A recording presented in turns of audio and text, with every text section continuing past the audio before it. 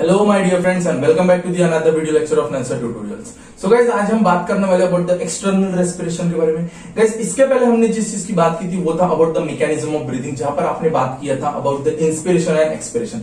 अभी हम बात करने वाले हैं उसी टॉपिक के एक्सटर्नल रेस्पिरेशन या फिर एक्सचेंज ऑफ गैसेस के बारे में। गाइस, इसके पहले अगर आपने वो वीडियो नहीं देखा होगा तो प्लीज आई बटन पर क्लिक कर आप उस वीडियो को देख सकते हो, और अगर आपने मेरे चैनल को सब्सक्राइब नहीं किया होगा तो गाइस प्लीज मेरे चैनल को सब्सक्राइब कर लीजिए। चलिए शुरू करते हैं। तो गाइस, सबसे पहले अगर हम बात करते हैं about the external respiration. So guys, external respiration में हम क्या पढ़ते हैं कि लंग्स में से किस तरह या एल्वियोलिस में से किस तरह गैसेस का एक्सचेंज होता है हमारे ब्लड वेसल्स के अंदर में, और उसको करने के लिए गाइस सबसे इंपॉर्टेंट चीज जो होती है वो एक ही होती है। वो क्या होता है गाइस, इस चीज के बारे में आपने पहले भी पढ़ा है, वो होता है गाइस डिफ्यूजन। डिफ्यूजन के बारे में आपने इसके पहले भी बहुत अच्छे से सुना होगा कि डिफ्यूजन होता क्या है करके। तो चलिए अभी बात करते हैं।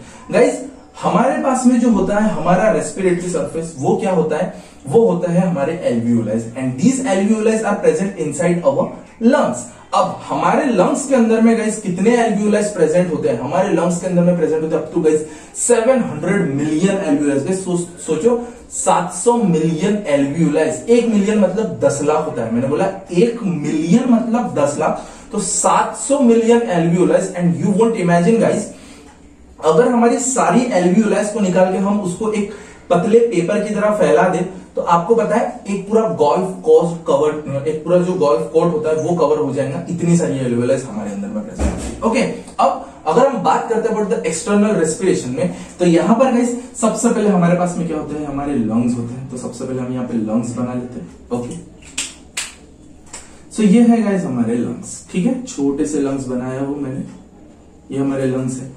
अब होता क्या है कि बाहर की ऑक्सीजन, ये बाहर की ऑक्सीजन कहां आती है, हमारे लंग्स के अंदर में, और अंदर में जो CO2 प्रेजेंट है वो जाती है हमारे लंग्स से बाहर। ओके, बाहर में जितना भी ऑक्सीजन है वो हमारे अंदर में आता है, अंदर में जितना भी CO2 है वो बॉडी से बाहर निकल जाता है with the help of our respiration, जो हमारे लंग्स करवाते हैं हमसे। बट ये जो ऑक्सीजन है गाइस, ये डिफ्यूज हो जाता है कहां, हमारे ब्लड वेसल्स के अंदर में। अब यहां पर मैं अपनी ब्लड वेसल्स बना लेता हूं, तो ये मैंने बना ली है ब्लड वेसल्स। अब एक प्रिंसिपल या एक जो डेफिनेशन है जिसको हम कहते हैं डिफ्यूजन का, उसका वो डेफिनेशन होता क्या है, it means the exchange of anything. Diffusion का मतलब मैं बता रहा हूं आपको, that the exchange of anything from higher concentration to the lower concentration, from higher concentration to the lower concentration. यहां पे भी एक डांस स्टेप बन गई, जैसे पिछले वीडियो लेक्चर में डांस स्टेप बन गई थी, यहां पे भी एक डांस स्टेप बन गई कि higher concentration to the lower concentration means the exchange of anything or any substance from higher concentration to the lower concentration is known as diffusion। तो अभी समझ लो फॉर एग्जांपल गाइस कि ये जो ग्रीन कलर का मैंने जो ब्लड वेसल बने और इसके अंदर में जो ब्लड है वो कैसा है, डीऑक्सीजनेटेड ब्लड है। अब डीऑक्सीजनेटेड ब्लड मींस क्या कि इसके अंदर में कार्बन डाइऑक्साइड ज्यादा होगा, ऑक्सीजन कम होगा। तो हम ये भी कह सकते हैं कि कार्बन डाइऑक्साइड का कंसंट्रेशन इस ब्लड के अंदर में ज्यादा होगा और ऑक्सीजन का जो कंसंट्रेशन रहेगा वो इस ब्लड के अंदर में कम होगा। तो हमने यहां पर लिख दिया कि CO2 का जो कंसंट्रेशन है वो है हाई और O2 का जो कंसंट्रेशन है वो है लो।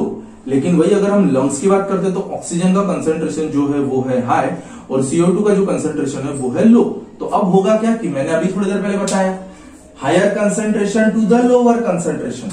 तो O2 is the higher concentration and the O2 present inside the blood vessel is lower concentration। तो लंग्स के अंदर का प्रेजेंट जो O2 है वो कहां पर जाएगा, ब्लड वेसल के तरफ में, क्योंकि यहां पर O2 का कंसंट्रेशन कैसा है, लो है। और वही CO2 जो हमारे ब्लड के अंदर में प्रेजेंट है वो कहां पर जाएगा, लंग्स के अंदर में, क्योंकि यहां पे कंसंट्रेशन कैसा है, लो है। तो अब हुआ क्या है कि जो हमारे ब्लड के अंदर में CO2 प्रेजेंट था वो कहां चले गया, लंग्स में। अब लंग्स से वो कहा जाएगा सीधा हमारे लंग्स से बाहर। लेकिन लंग्स के अंदर में जो O2 था, लंग्स के अंदर में जो O2 था उसका कंसंट्रेशन था हाई और वो जाएगा कहां, हमारे ब्लड वेसल के अंदर में, जिसके अंदर में O2 का कंसंट्रेशन लो है। तो इसी सारे प्रिंसिपल को यूज करके गाइस हम अभी देखने वाले हैं एक्सटर्नल रेस्पिरेशन का मैकेनिज्म। तो चलिए शुरू करते हैं। सो गाइस, अभी बात करते हैं एक्सटर्नल रेस्पिरेशन के बारे में इन डिटेल्स में। गाइस, एक्सटर्नल रेस्पिरेशन करने के लिए हमें 3 चीजों की रिक्वायरमेंट होती है। जो होता है नंबर 1 वो है हमारा alveoli, which is very very important and we all know that there are up to 700 million alveoli. Number 2 is nothing but the blood vessels surrounding the alveoli, and number 3 is heart. अब आप ये सोच रहे होंगे कि भाई respiration शुरू है और यहाँ पर हार्ट का क्या काम है, हार्ट तो सर्कुलेशन में आना चाहिए, लेकिन गाइस हार्ट का भी बहुत बहुत इंपॉर्टेंट सिग्निफिकेंट फंक्शन होता है। वो क्या होता है उस चीज के बारे में भी हम बात करेंगे। तो सबसे पहले बात करते हैं गाइस एल्वियोलाई की। एल्वियोलाई ये है क्या?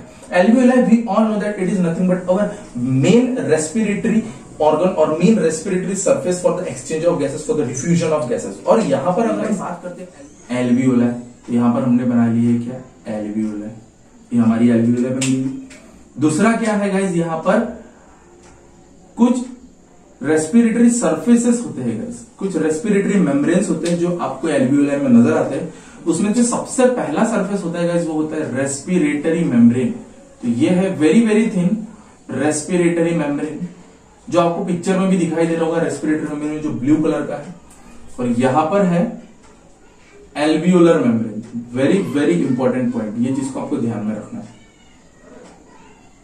ये है क्या गाइस आपकी एल्वियोलर मेम्ब्रेन। ओके, सो ये दोनों बन गए, और ये दोनों बनने के बाद हमारा जो एल्वियोलर होता है वो रेडी हो जाता है गाइस इसके लिए कि यहां पर अब एक्सचेंज ऑफ गैसेस और डिफ्यूजन ऑफ गैसेस हो सके। ओके, सो अब फर्स्ट रिक्वायरमेंट हमारी फुलफिल हो गई, जो क्या था हमारा एल्वियोलाई। अब सेकंड रिक्वायरमेंट क्या है गाइस, हमारा ब्लड वेसल। तो अगर मैं ग्रीन कलर से ब्लड वेसल बना रहा हूं तो आपको समझ जाना है कि वो ऐसी ब्लड वेसल है जिसके अंदर में डीऑक्सीजनेटेड ब्लड रहेगा, और अगर मैं ऑरेंज कलर से बना रहा हूं तो आपको समझना है कि वो ऐसी ब्लड वेसल है जिसके अंदर में ऑक्सीजनेटेड ब्लड होगा। ओके, सो यहां पर मैंने बना ली है सबसे पहले ग्रीन कलर की ब्लड वेसल।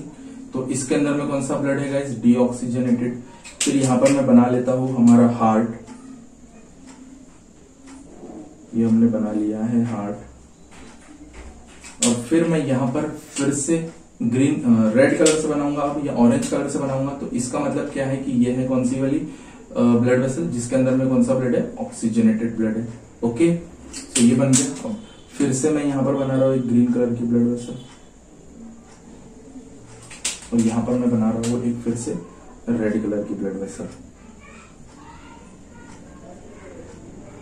ओके, सो ये बन गया है।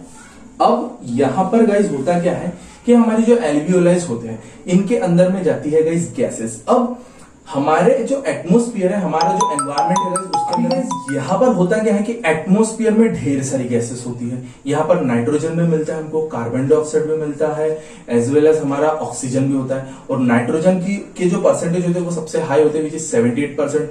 कार्बन डाइऑक्साइड की बात करें तो सबसे लीस्ट 0.04%, और अगर ऑक्सीजन की बात करें तो 21%। तो ये सारी गैसेस हमारे अंदर में आती है। ऐसा नहीं है कि भाई हमको ऑक्सीजन चाहिए तो ऑक्सीजन ही अंदर आएगा, सारी गैसेस अंदर आती है। तो ये सारी गैसेस हमारे कंपार्टमेंट के अंदर में जाती है जिसको हम लंग्स कहते हैं। तो उस वजह से इन गैसेस का एक प्रेशर बनता है, और पर्टिकुलरली एक एक गैस को गिना जाता है in partial pressure, that is PP. Okay, तो हमें अगर नाइट्रोजन है, ऑक्सीजन है, कार्बन डाइऑक्साइड है, या कार्बन डाइऑक्साइड है, ओके, तो इन सब का क्या होता है गाइस, एक प्रेशर होता है, उसे हम गिनते हैं in the form of partial pressure. मतलब एक पर्टिकुलर गैस का क्या होता है, एक पार्शियल प्रेशर होता है। तो यहां पर guys maximum partial pressure of carbon dioxide अगर हम बात करें तो वो होता है guys 45 mm of Hg। Minimum partial pressure की बात करेंगे अपन, minimum partial pressure of oxygen is 40 mm of Hg। Okay, minimum partial pressure कितना होता है, 40 mm of Hg for oxygen as well as for carbon dioxide. Okay, ये 40 mm of Hg होता है। तो अभी यहां पर हमको क्या दिख रहा है कि ये है गाइस कौन सा ब्लड, जिसको मैंने ग्रीन कलर से बनाया, मैंने आपको कहा था डीऑक्सीजनेटेड ब्लड। तो डीऑक्सीजनेटेड ब्लड है, इसका मतलब क्या है कि इसके अंदर में ज्यादा क्या होगा, कार्बन डाइऑक्साइड होगा, और ऑक्सीजन क्या होगा, कम होगा। तो अगर इसके अंदर में ऑक्सीजन कम है तो लीस्ट ऑक्सीजन का पार्शियल प्रेशर कितना होता है, मिनिमम पार्शियल प्रेशर कितना होता है गाइस, 40 mm ऑफ Hg। तो यहां पर मैं लिख देता हूं PPO2, वो कितना रहेगा, 40 mm ऑफ Hg। ठीक है, फिर मैं यहां पर अभी ये डीऑक्सीजनेटेड है तो इसमें कार्बन डाइऑक्साइड ज्यादा होगा, और कार्बन डाइऑक्साइड का कितना प्रेशर होता है गाइस, 45 mm ऑफ Hg। तो मैंने यहां पे लिख दिया PPO2 मैक्सिमम, वो कितना है, 45। हम बेटा हमेशा कार्बन डाइऑक्साइड को बड़ा बुरा समझते हैं, लेकिन कार्बन डाइऑक्साइड इतना भी बुरा नहीं है। अगर वो ज्यादा तेज भाग रहा है तो वो ऑक्सीजन को बोलता है भाई तू भी मेरे जल्दी जल्दी पीछे। इसलिए तो सिर्फ 5 mm ऑफ Hg का ही डिफरेंस दिखाई देता है आपको कार्बन डाइऑक्साइड और ऑक्सीजन के अंदर में। ठीक है, अब ये जो एल्वियोलाई है, एल्वियोलाई के अंदर में ऑक्सीजन का जो पार्शियल प्रेशर होता है वो सबसे ज्यादा मैक्सिमम होता है, और वो होता है गाइस कितना, about partial pressure of oxygen it is about 104 mm of Hg. Okay, very very important point. और इसके अंदर में अगर हम बात करते हैं कार्बन डाइऑक्साइड के पार्शियल प्रेशर की, तो वो बहुत ही कम होता है, वो जो है लीस्ट 40 mm ऑफ Hg। ठीक है, अब ये डीऑक्सीजनेटेड ब्लड था, ये डीऑक्सीजनेटेड ब्लड किधर गया गाइस, हमारे एल्वियोलाई से, एल्वियोलाई के होते हुए गया। तो एल्वियोलाई के अंदर में पार्शियल प्रेशर ऑफ ऑक्सीजन कितना है, 104 mm of Hg। Deoxygenated blood के अंदर में पार्शियल प्रेशर ऑफ ऑक्सीजन कितना है, 40 mm ऑफ Hg। और मैंने आपको क्या कहा, diffusion means what, the transfer of any substance from higher concentration to the lower concentration. ये कंसेंट्रेशन कैसा है, हाई, ये कंसेंट्रेशन कैसा है, लो। तो ये जितना भी ऑक्सीजन इस एल्वियोलाई के अंदर में प्रेजेंट है, ये ट्रांसफर हो जाएगा यहां। अब कार्बन डाइऑक्साइड का पार्शियल प्रेशर कितना है, 45 mm ऑफ Hg। एल्वियोलाई के अंदर में कितना है, 40 mm of Hg। High pressure कौन सा हो गया, 45 mm ऑफ Hg। तो ये ट्रांसफर हो जाएगा कहा, एल्वियोलाई के अंदर में। अब ये वाला ब्लड जब एल्वियोलाई से होते हुए जाएगा, तो इसके ये जो ब्लड रहेगा, इसके अंदर में ये वाला पार्शियल प्रेशर ट्रांसफर हो जाएगा, और तब क्या हो जाएगा कि ये वाला जो ब्लड रहेगा वो हो जाएगा ऑक्सीजनेटेड। तो अब यहां पर हमको कौन सा ब्लड मिलेगा, ऑक्सीजनेटेड ब्लड, जब वो यहां से इधर आ जाएगा, ट्रांसफर हो जाएगा। तो अब यहां पर पार्शियल प्रेशर ऑफ O2 जो रहेगा वो कितना हो जाएगा गाइस, 104 हम नहीं लिखेंगे, बिकॉज हमने पढ़ा है that respiration it is nothing but an active process के टाइम पे सम अमाउंट ऑफ एनर्जी हम यूज कर लेते हैं, जिस वजह से यहां पर पार्शियल प्रेशर हो जाता है 95 mm ऑफ Hg। और ये जो ऑक्सीजनेटेड ब्लड है, तो इसमें पार्शियल प्रेशर ऑफ CO2 हमेशा कम रहेगा, और वो कितना रहेगा, 40 mm ऑफ Hg। ओके, अब यहां पर ये ब्लड जब हार्ट में जाएगा, और हार्ट से फिर ऑक्सीजनेटेड ब्लड कहा जाएगा आपके बॉडी के अंदर में। तो बॉडी के अंदर में इधर पे कोई भी ऑर्गन हम बना लेते हैं, जो कौन सा टिश्यू बना लेते हैं हम, कोई भी सेल बना लेते हैं, और ये सेल कैसा है, डीऑक्सीजनेटेड। तो ये डीऑक्सीजनेटेड है, अब इसको ऑक्सीजन चाहिए, और इसके अंदर में पार्शियल प्रेशर कितना रहेगा कार्बन डाइऑक्साइड का, बिकॉज ये डीऑक्सीजनेटेड है, तो ऑफकोर्स 45। और पार्शियल प्रेशर ऑफ O2 कितना रहेगा, सबसे कम, विच इज 40। अब ये वाला ब्लड भी ऑक्सीजनेटेड है, मतलब इसके अंदर में पार्शियल प्रेशर ऑफ O2 कितना है guys, 95 mm of Hg। Okay, और यहां पर पार्शियल प्रेशर ऑफ CO2 कितना है गाइस, 40 mm ऑफ Hg। अब हाई प्रेशर ये है, हायर कंसेंट्रेशन इसका है, तो हायर कंसेंट्रेशन से ये कहां पर जाएगा, लोअर कंसेंट्रेशन जो है O2 का डीऑक्सीजनेटेड के अंदर में। और कार्बन डाइऑक्साइड का प्रेशर ज्यादा है, तो वो हायर कंसेंट्रेशन से कहां पर जाएगा, लोअर कंसेंट्रेशन में। तो इस तरह से क्या होता है,